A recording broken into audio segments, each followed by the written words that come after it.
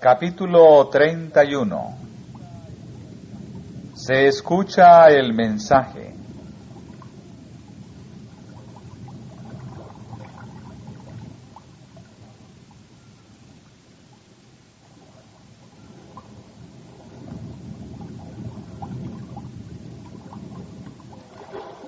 Desde Éfeso, Pablo emprendió otra gira misionera, durante la cual esperaba visitar una vez más los escenarios de sus anteriores labores en Europa.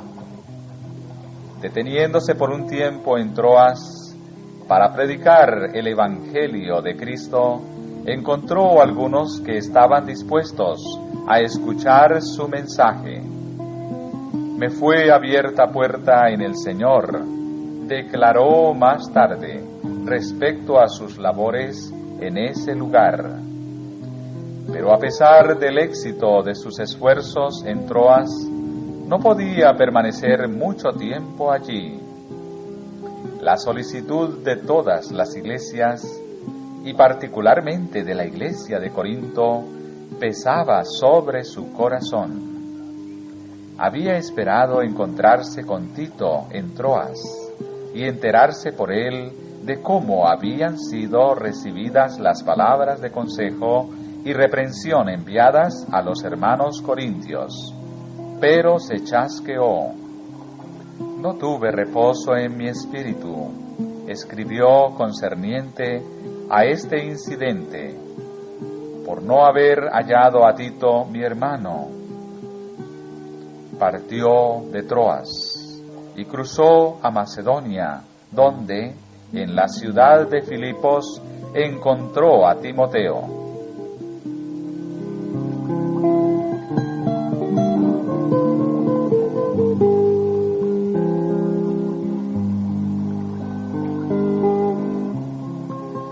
Durante este tiempo de ansiedad concerniente a la iglesia de Corinto, Pablo esperaba lo mejor.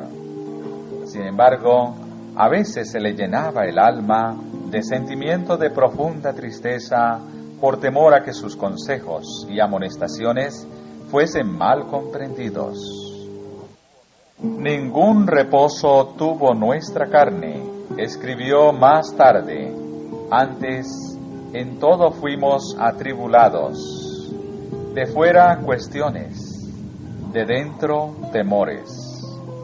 Mas Dios, que consuela a los humildes, nos consoló con la venida de Tito.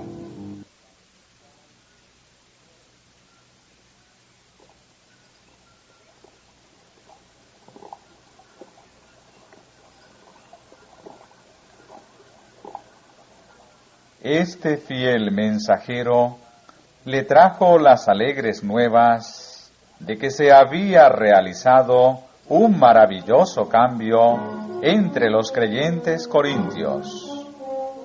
Muchos habían aceptado la instrucción de la carta de Pablo y se habían arrepentido de sus pecados. La vida que ahora llevaban no era ya un oprobio para el cristianismo, sino que ejercía una poderosa influencia en favor de la piedad práctica.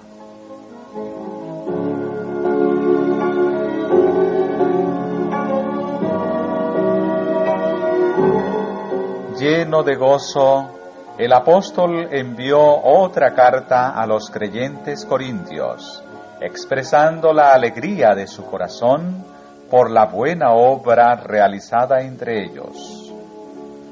Porque aunque os contristé por la carta, no me arrepiento, bien que me arrepentí. Cuando estaba torturado por el temor de que sus palabras fueran despreciadas, había lamentado a veces haber escrito tan decidida y severamente. Ahora me gozo, continuó, no porque hayáis sido contristados, sino porque fuisteis contristados para arrepentimiento, porque habéis sido contristados según Dios, para que ninguna pérdida padecieseis por nuestra parte. porque el dolor que es según Dios obra arrepentimiento saludable, de que no hay que arrepentirse. Ese arrepentimiento producido por la influencia de la gracia divina en el corazón induce a la confesión y al abandono del pecado. Tales fueron los primeros frutos que el apóstol declaró que se habían visto en la vida de los creyentes corintios.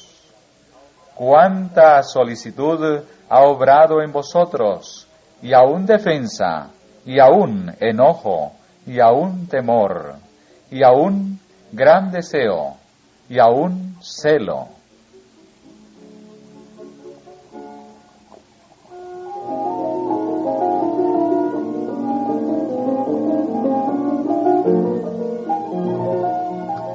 Por algún tiempo, Pablo había sentido honda preocupación por las iglesias, una preocupación tan pesada que apenas podía soportarla. Algunos falsos maestros habían tratado de destruir su influencia entre los creyentes y de introducir sus propias doctrinas en lugar de la verdad evangélica. Las perplejidades y desalientos con que Pablo estaba rodeado se revelan en las palabras: sobremanera fuimos cargados sobre nuestras fuerzas, de tal manera que estuviésemos en duda de la vida.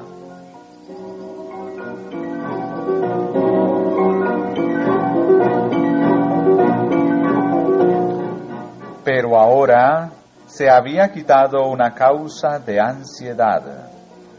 Al oír las buenas nuevas de la aceptación de su carta a los Corintios, Pablo prorrumpió en palabras de regocijo. Bendito sea el Dios y Padre del Señor Jesucristo, el Padre de misericordias y el Dios de toda consolación, el cual nos consuela en todas nuestras tribulaciones, para que podamos también nosotros consolar a los que están en cualquier angustia, con la consolación con que nosotros somos consolados de Dios. Porque de la manera que abundan en nosotros las aflicciones de Cristo, así abundan también por el mismo Cristo nuestra consolación. Mas, si somos atribulados, es por vuestra consolación y salud, la cual es obrada en el sufrir las mismas aflicciones que nosotros también padecemos. O si somos consolados, es por vuestra consolación y salud. Y nuestra esperanza de vosotros es firme, estando ciertos que como sois compañeros de las aflicciones, así también lo sois de la consolación.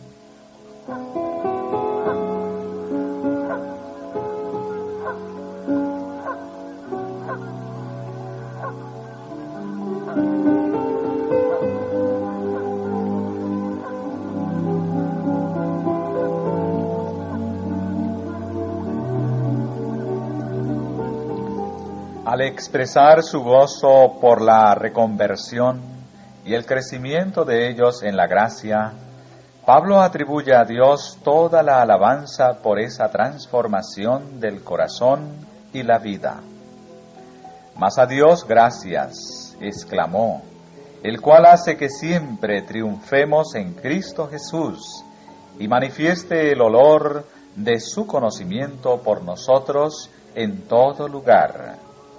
Porque para Dios somos buen olor de Cristo en los que se salvan y en los que se pierden. Era costumbre de entonces que un general victorioso en la guerra trajera consigo al volver una caravana de cautivos. En esas ocasiones se señalaban personas que llevaban incienso y mientras el ejército regresaba triunfalmente, el fragante olor era para los cautivos condenados a muerte un sabor de muerte que mostraba que estaba próximo el tiempo de su ejecución. Pero para los prisioneros que habían obtenido el favor del conquistador y cuyas vidas iban a ser perdonadas, era un sabor de vida, por cuanto mostraba que su libertad estaba cerca.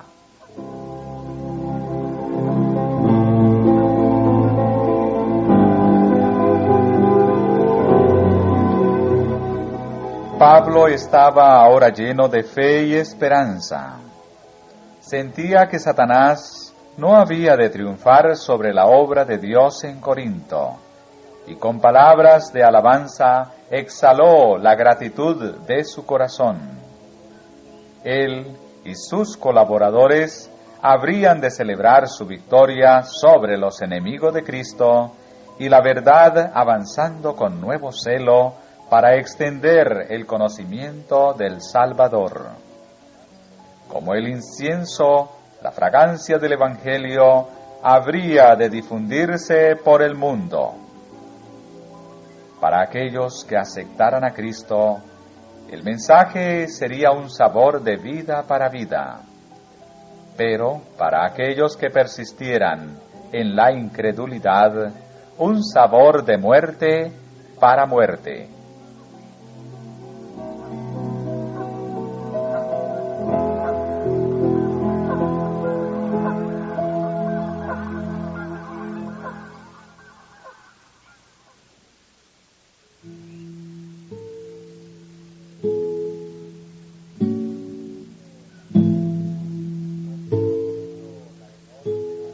Comprendiendo la enorme magnitud del trabajo, Pablo exclamó: «Para estas cosas, ¿quién es suficiente? ¿Quién puede predicar a Cristo de tal manera que sus enemigos no tengan justa causa para despreciar al mensajero o el mensaje que da?» Pablo deseaba hacer sentir a los creyentes la solemne responsabilidad del ministerio evangélico. Solo la fidelidad en la predicación de la palabra, unida a una vida pura y consecuente, puede hacer aceptables a Dios y útiles para las almas los esfuerzos de los ministros. Los ministros de nuestros días, compenetrados del sentido de la grandeza de la obra, pueden con razón exclamar con el apóstol: «Para estas cosas, ¿quién es suficiente?»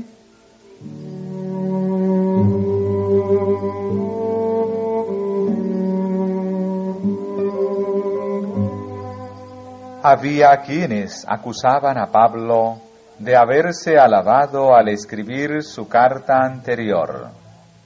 El apóstol se refirió ahora a esto, preguntando a los miembros de la iglesia si juzgaban así sus motivos. ¿Comenzamos otra vez a alabarnos a nosotros mismos?, preguntó.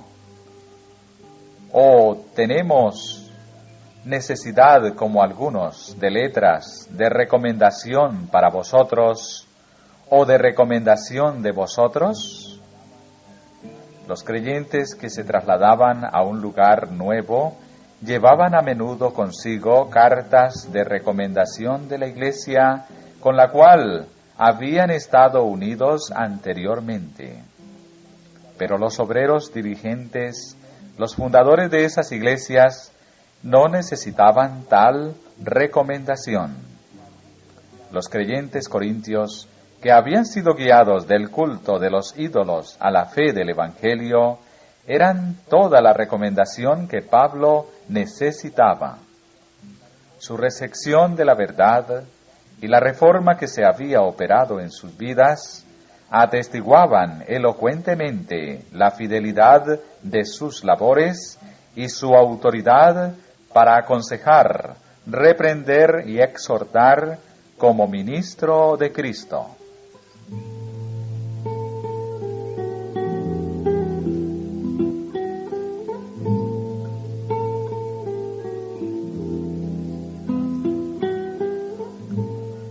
Pablo consideraba a los hermanos corintios como su recomendación. Nuestras letras sois vosotros, dijo, escritas en nuestros corazones, sabidas y leídas de todos los hombres, siendo manifiesto que sois letra de Cristo, administrada de nosotros, escrita no con tinta, mas con el Espíritu del Dios vivo, no en tablas de piedra, sino en tablas de carne, del corazón.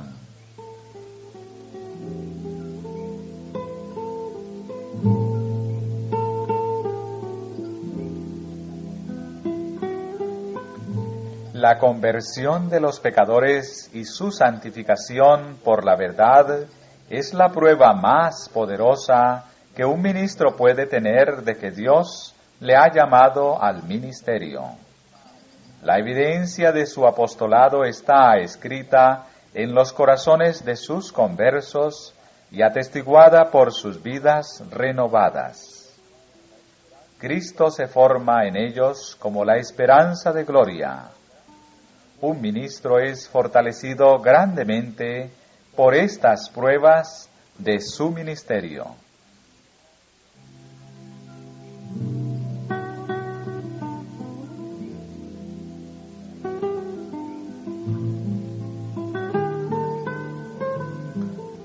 Hoy los ministros de Cristo debieran tener el mismo testimonio que la iglesia de Corinto daba de las labores de Pablo.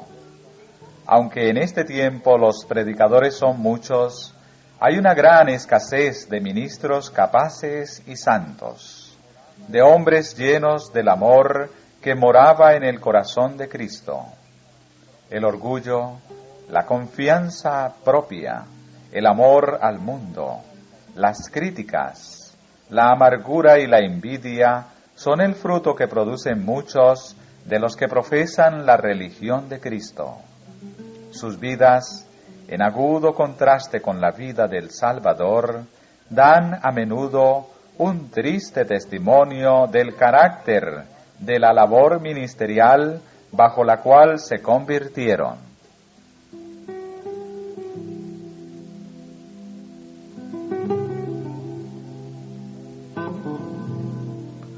Un hombre no puede tener mayor honor que el ser aceptado por Dios como acto para ministro del Evangelio.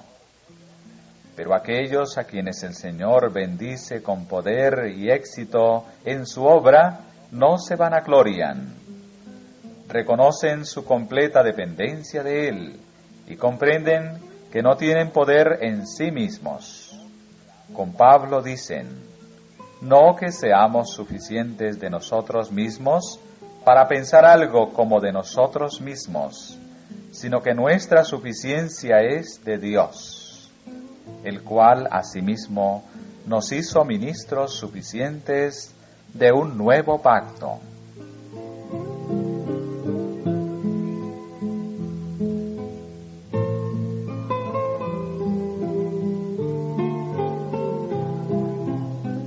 Un verdadero ministro hace la obra del Señor, siente la importancia de su obra y comprende que mantiene con la Iglesia y con el mundo una relación similar a la que mantenía Cristo. Trabaja incansablemente para guiar a los pecadores a una vida más noble y elevada, para que puedan obtener la recompensa del vencedor. Sus labios están tocados con un carbón encendido extraído del altar, y ensalza a Jesús como la única esperanza del pecador. Los que le oyen saben que se ha acercado a Dios mediante la oración ferviente y eficaz. El Espíritu Santo ha reposado sobre él. Su alma ha sentido el fuego vital del cielo y puede comparar las cosas espirituales con las espirituales. Se le da poder para derribar las fortalezas de Satanás. Los corazones son quebrantados por su exposición del amor de Dios. y muchos son inducidos a preguntar: ¿qué es menester que yo haga para ser salvo?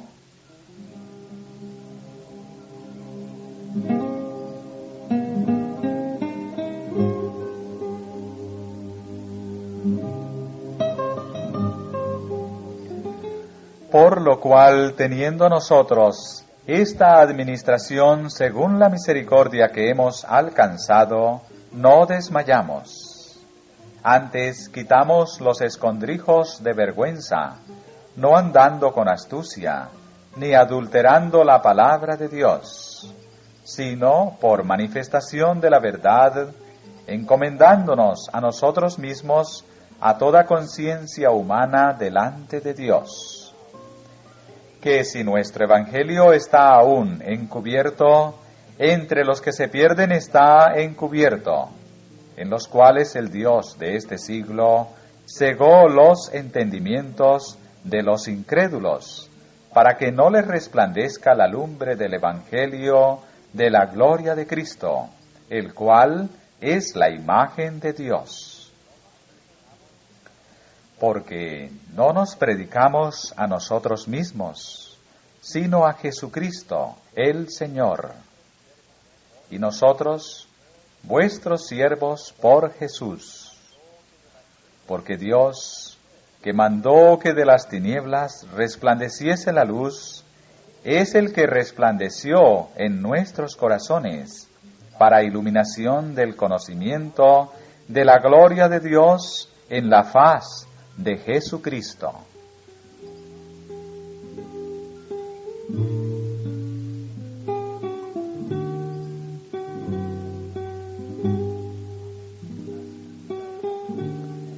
Así magnifica el apóstol la gracia y la misericordia de Dios, mostrada en el sagrado cometido que se le confiara como ministro de Cristo. Por la abundante misericordia de Dios, él y sus hermanos habían sido sostenidos en las dificultades, aflicciones y peligros. No habían amoldado su fe y enseñanza para acomodarlas a los deseos de sus oyentes, ni callado las verdades esenciales para la salvación, a fin de hacer más atractiva su enseñanza.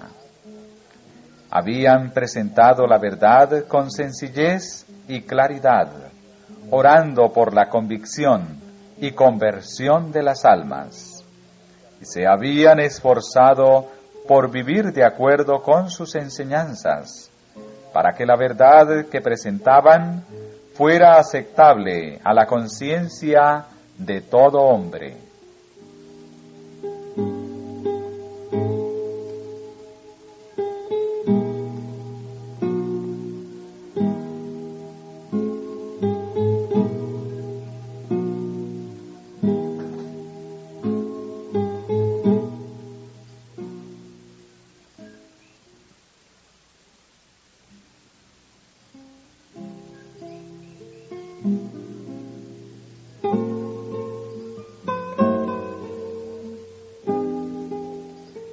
Tenemos empero este tesoro, continuó el apóstol, en vasos de barro, para que la alteza del poder sea de Dios y no de nosotros.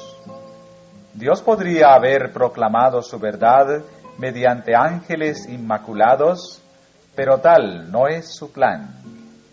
Él escoge a los seres humanos, a los hombres rodeados de flaquezas, como instrumentos para realizar sus designios. El inestimable tesoro se coloca en vasos de barro. Mediante los hombres han de comunicarse al mundo sus bendiciones y ha de brillar su gloria en las tinieblas del pecado. Por su ministerio amante, deben ellos encontrar al pecador y al necesitado para guiarlos a la cruz.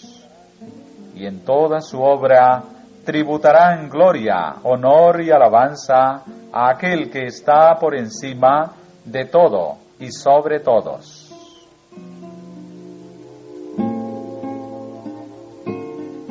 Al referirse a su propio caso, Pablo mostró que al elegir el servicio de Cristo no había sido inducido por motivos egoístas, porque su camino había estado bloqueado de pruebas y tentaciones.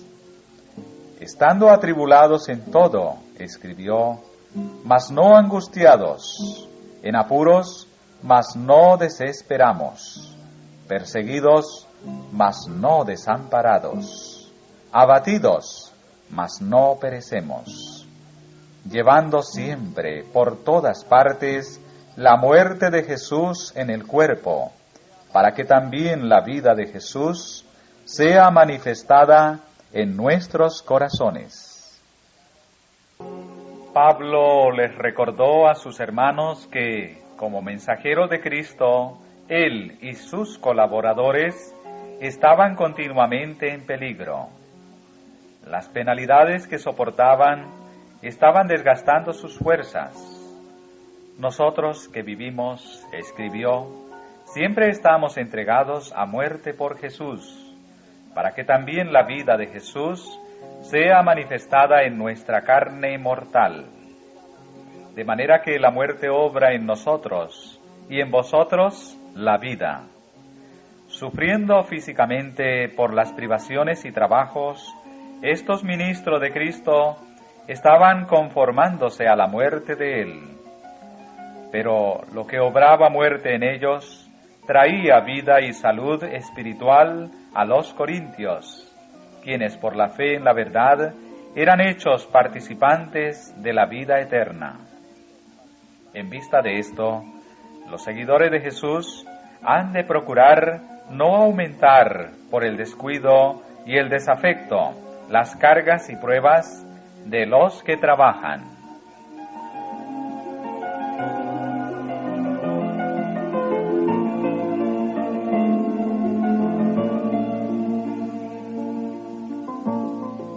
Teniendo el mismo espíritu de fe, continuó Pablo, conforme a lo que está escrito, creí, por lo cual también hablé. Nosotros también creemos, por lo cual también hablamos. Plenamente convencido de la realidad de la verdad a él confiada, nada podía inducir a Pablo a manejar engañosamente la palabra de Dios o a ocultar las convicciones de su alma. No quería conformarse con las opiniones del mundo para adquirir riqueza, honor o placer. Aunque en constante peligro del martirio por la fe que había predicado a los corintios, no se intimidaba, porque sabía que el que había muerto y resucitado le levantaría de la tumba y le presentaría al Padre.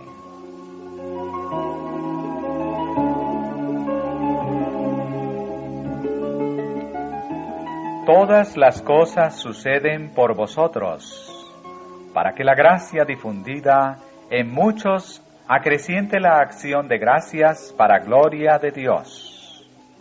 No para engrandecerse a sí mismos predicaban los apóstoles el Evangelio. Era la esperanza de salvar almas lo que los inducía a dedicar sus vidas a esta obra.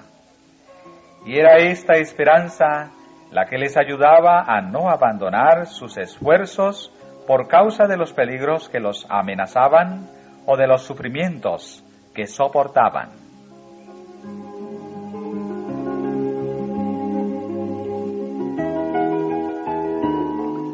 Por tanto, declaró Pablo, no desmayamos.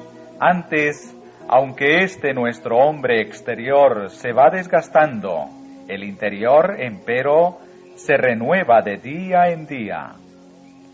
Pablo sentía el poder del enemigo, pero aunque sus fuerzas físicas declinaban, declaraba fiel y resueltamente el Evangelio de Cristo. Vestido con toda la armadura de Dios, este héroe de la cruz proseguía la lucha. Su voz animosa lo proclamaba triunfante en el combate. Fijando sus ojos en la recompensa de los fieles exclamó con tono de victoria: porque lo que al presente es momentáneo y leve de nuestra tribulación, nos obra un sobremanera alto y eterno peso de gloria, no mirando nosotros a las cosas que se ven, sino a las que no se ven. Porque las cosas que se ven son temporales, mas las que no se ven son eternas.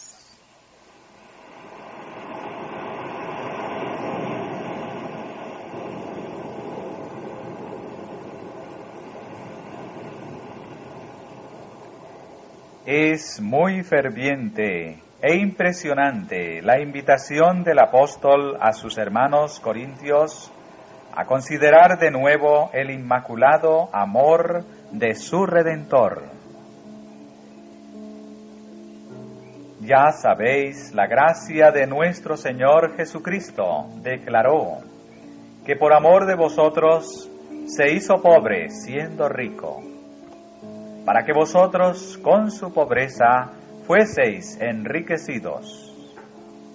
Conocéis la altura desde la cual se rebajó, la profundidad de la humillación a la cual descendió. Habiendo emprendido la senda de la abnegación y el sacrificio, no se apartó de ella hasta que hubo dado su vida. No hubo descanso para él entre el trono y la cruz.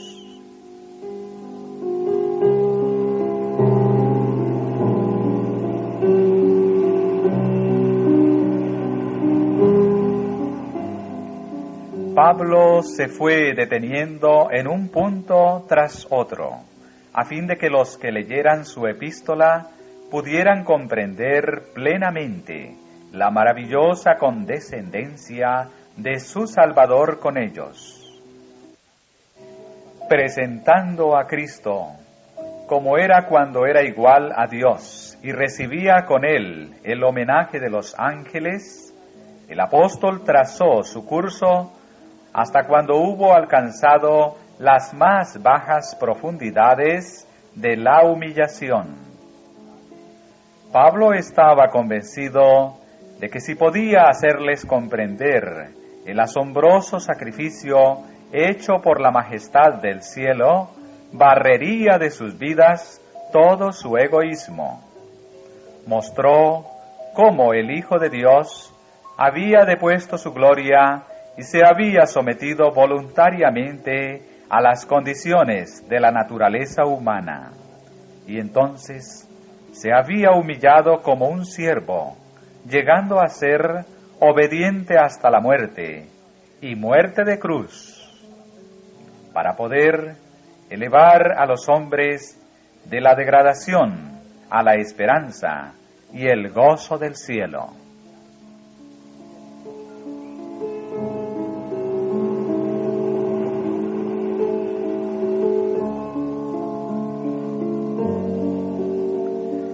Cuando estudiamos el carácter divino a la luz de la cruz, vemos misericordia, ternura, espíritu perdonador unidos con equidad y justicia. Vemos en medio del trono a uno que lleva en sus manos y pies y en su costado las marcas del sufrimiento soportado para reconciliar al hombre con Dios. Vemos a un Padre infinito que mora en luz inaccesible, pero que nos recibe por los méritos de su Hijo. La nube de la venganza que amenazaba solamente con la miseria y la desesperación, revela a la luz reflejada desde la cruz el escrito de Dios. Vive, pecador, vive. Vosotros, almas arrepentidas y creyentes, vivid. Yo he pagado el rescate.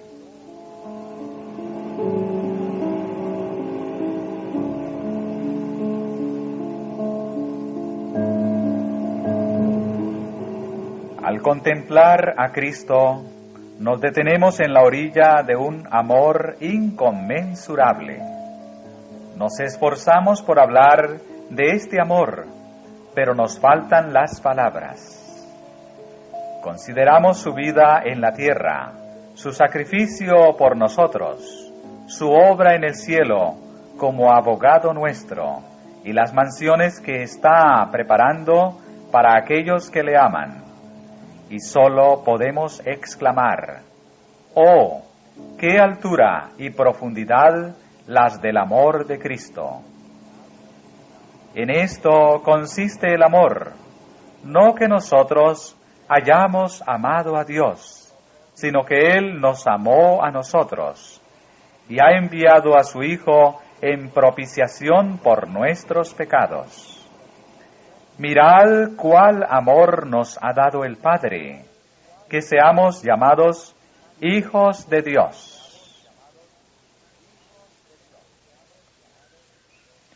En todo verdadero discípulo, este amor, como fuego sagrado, arde en el altar del corazón. Fue en la tierra donde el amor de Dios se reveló por Cristo. Es en la tierra donde sus hijos han de reflejar su amor mediante vidas inmaculadas. Así, los pecadores serán guiados a la cruz para contemplar al Cordero de Dios.